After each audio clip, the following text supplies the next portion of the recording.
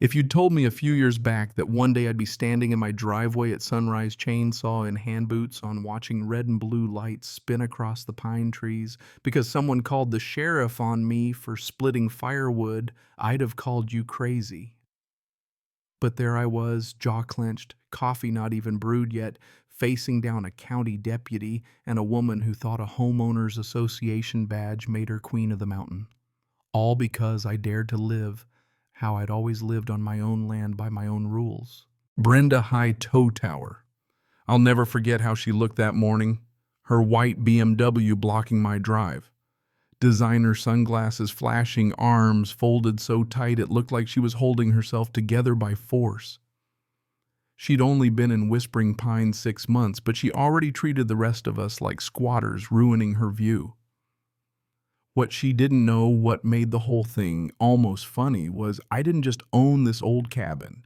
I owned every acre around her, including the land her house sat on. All it took was one 911 call from Brenda, and just like that, she set off a chain of events that was about to turn her dream home into her worst nightmare. But let's rewind a second. Let me tell you how I wound up in this so-called paradise. Name's Marcus Thornfield. Friends call me Mac. 3 years ago, I was a burnt-out Air Force logistics officer with nothing left but a handful of medals, a busted shoulder, and a heart that had been put through a meat grinder. Lost my wife, Sarah, to cancer. 23 years gone in 8 months. The house we planned to retire in started feeling like a tomb. Sarah always wanted a place in the mountains, somewhere she could paint sunrises, somewhere the air didn't smell like diesel and disappointment. So when I saw a Craigslist ad for 40 acres Whispering Pines Valley cash, only no questions asked, I jumped on it. Didn't even see the place in person. Just trusted a blurry photo of Wild Creek and blue sky. Built the cabin myself. Every board, every stone, figured if I was going to mend, I'd do it with my own hands. It was heaven for a while. There were maybe 40 homes spread over a couple hundred acres. Neighbors who'd trade you a jar of apple butter for help stacking firewood. Folks who didn't care about property values, only about whether you waved back when you drove by. Then Derek and Brenda High Tow Tower rolled in. Built 12 glass palaces for tech executives who wanted mountain views but didn't give a damn about mountain living. Their place was a monument to everything I'd left behind, steel and glass and a lawn manicured within an inch of its life. Brenda crowned herself HOA president before her boxes were even unpacked. Her first act, declare war on anything that didn't fit her vision. Walt's 87 Chevy, too old. Elena's tomato garden, too agricultural.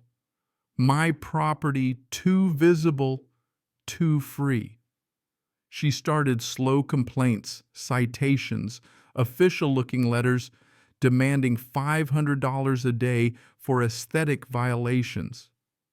Thing is, I bought my land 2 years before her HOA existed.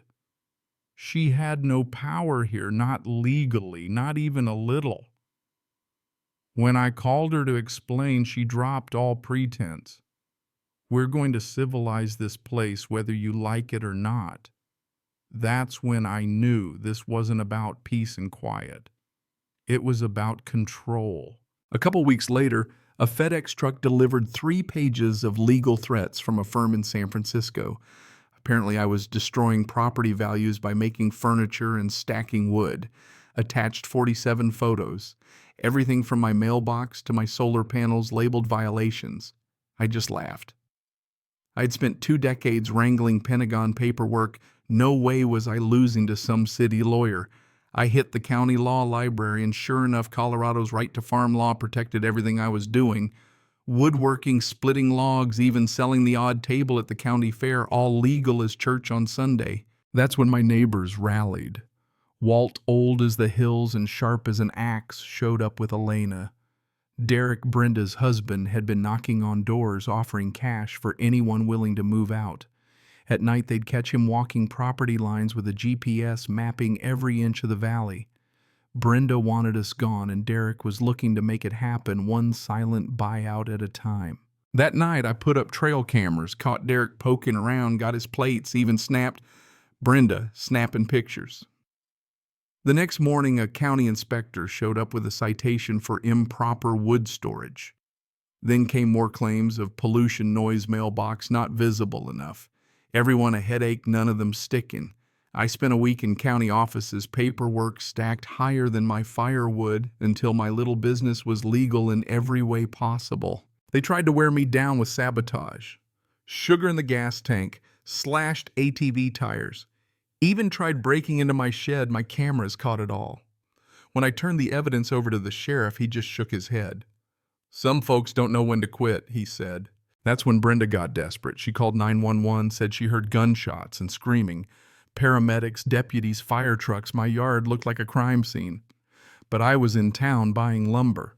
The deputy saw my receipts, walked the property, and apologized. "We're keeping track, Mac," he said.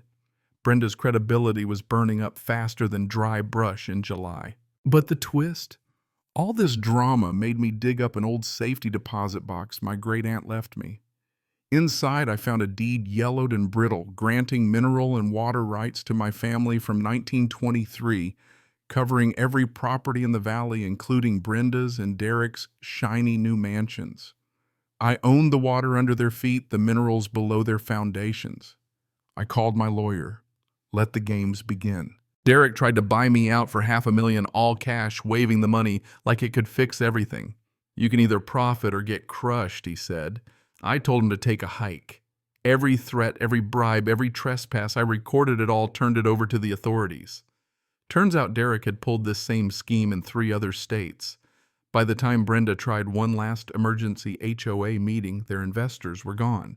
Derek was under federal indictment, and the sheriff had all he needed to make arrests stick. Brenda vanished back to San Francisco mansion, left to rot, divorce papers in hand. Derek got prison for fraud and environmental crimes. The valley came together, set up a conservation trust, and for the first time in years, we all breathed easy. Now every morning I split firewood at dawn, chainsaw, singing, neighbors waving, coffee steaming in the cold mountain air. Kids play in the creek Derek tried to steal. Elena organizes potlucks. Walt leads our new resident council. No more HOA, just people looking out for each other. And me, I learned sometimes the best revenge is simply outlasting the folks who try to run you off your own land. So where do you stand when someone tries to take what's rightfully yours? Ever dealt with a neighbor or an HOA that pushed you too far? Drop your wildest story in the comments. Let's see who's got the craziest tale. And if you want more stories about regular folks fighting back, stick around, because next week I'll tell you how a retired librarian used a century-old land grant to shut down a pipeline company for good.